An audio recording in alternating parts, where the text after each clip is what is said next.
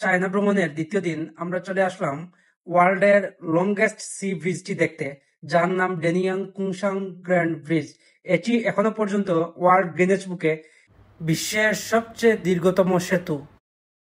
আমাদের হোটেল ছিল সেনজেনে এবং এইখান থেকে আমরা গাড়িতে জুহাই সি পোর্টে যাই। ব্রিজটি দেখতে আমরা চলে গেলাম জুহাই সি পোর্টে।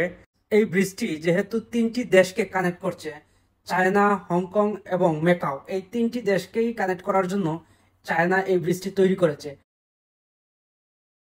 এরকম শিপে দুইটি টাইমে সাধারণত এই ব্রিজটি দেখানো হয়, 3টায় এবং 5টায়। আমরা 5টার দিকে যাই কারণ এই টাইমটা খুব এনজয়েবল। বাইরের পরিবেশটি এবং সমুদ্র থেকে পাহাড়, ব্রিজ সবগুলো দেখতে খুবই সুন্দর লাগে এবং খুব বেশি বাতাস, বাইরে সবাই এনজয় করতে পারে।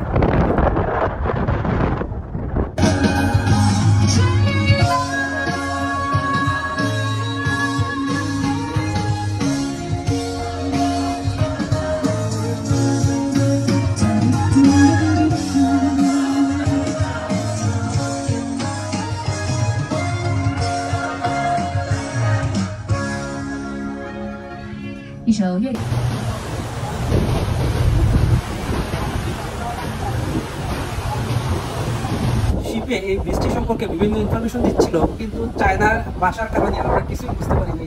শুধুমাত্র মোবাইল ইন্টারনেটও ইউজ করা যাচ্ছে না, যেহেতু চায়নায় গুগল এগুলো এলাও করে না। তো আমরা যদি বাংলাদেশ থেকে রুমিং করে নিতাম তাহলে নেট ইউজ করতে পারতাম। ওইখানে যে ওয়াইফাই ছিল, ওই ওয়াইফাই দিয়ে না থাকার কারণে আমরা ফেসবুক, গুগল এগুলো কিছুতেই ঢুকতে পারিনি।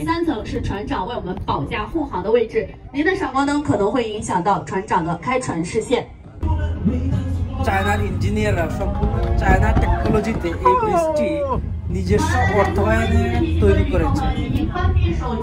ব্রিজটির নির্মাণ ব্যয় প্রায় $20 বিলিয়ন।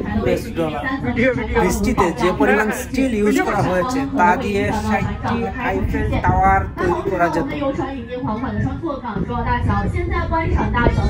সমুদ্রের নিচে টানেল করার জন্য 4টি আর্টিফিশিয়াল আইল্যান্ড তৈরি করা হয়েছে। চাইনিজ ইঞ্জিনিয়াররা এই ব্রিজের লাইফ টাইম 120 বছর দিয়েছেন। চায়নারা কতটা টেকনোলজি দিয়ে উন্নত এই ব্রিজটি দেখলেই বোঝা যায়। শিপের জার্নিটি খুব ডিলাইটফুল ছিল।